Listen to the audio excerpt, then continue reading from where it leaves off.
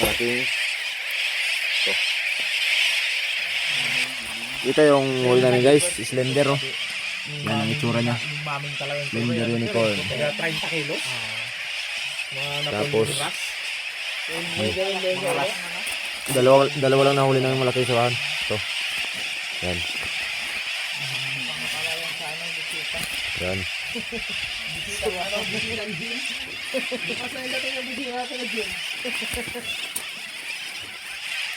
Dalawa. Busog na busog to. Sakto yung kain niya. Naubos na yung koras. May nadamay pa. Hindi, ano lang yan, mga sigras lang kinakain nito. Ulit, may nakalimutan pala ako, may nakalimutan. Ito ang nakalimutan. Ayan oh. 7 ticks lang. Laki na nito. Ito, nakalimutan pala.